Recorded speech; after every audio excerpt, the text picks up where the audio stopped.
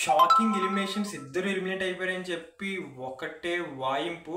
So ఇది వచ్చేసరికి ఏంటంటే సోషల్ మీడియాలో ఇద్దరు ఎలిమినేట్ అయిపోయారు, వాళ్ళ పేర్లు కూడా నాకు తెలుసు. ఒకటి అందులో ఎవరెవరు ఆడుతున్నారో వాళ్ళ పేర్లు మీకు పూర్తిగా తెలియదు. అండ్ ఇది నేను చెప్పినా బయట ఎవరు చెప్పినా ఆ పేర్లు కన్ఫర్మ్ అయ్యే ఛాన్సెస్ 99% ఉన్నాయి. మ్యాక్సిమం 100% అదే కరెక్ట్ అయి ఉండొచ్చు. బట్ వాళ్ళ పేర్లు తెలియకుండా, వాళ్ళ మొఖాలు తెలియకుండా ఎవరో ఇద్దరు పేర్లు చెప్పేసి ఎలిమినేట్ అయ్యారు. వాళ్ళ పేర్లు కూడా బయటకు వచ్చినాయి. బట్ ఏంటంటే ఈ కాన్సెప్ట్లో వాళ్ళ పేర్లు తెలియకుండా, వాళ్ళ మొఖాలు తెలియకుండా ఎందుకు? సో నేను ఇద్దరైతే ఎలిమినేట్ అయ్యారు, వాళ్ళ పేర్లు తెలియదు కాబట్టి. అంటే పేర్లు తెలుసు, అనిల్ కుమార్, శ్వేత శెట్టి అని. సో అది మ్యాటర్ కాదు, మీకు తెలియదు కాబట్టి దాని గురించి పట్టించుకునే అవసరం లేదు.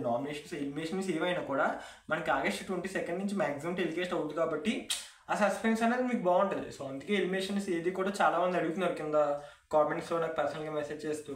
సో ఎలిమినేషన్ ఎవరైనా కానీ ఇంకా గేమ్ స్టార్ట్ అవ్వలేదు. ఒకవేళ గేమ్ స్టార్ట్ అయితే మీకు కంటెస్టెంట్స్ అందరి పేర్లు మీరు కొంచెం అలవాటు అయితే అప్పుడు ఒక మజా వస్తుంది.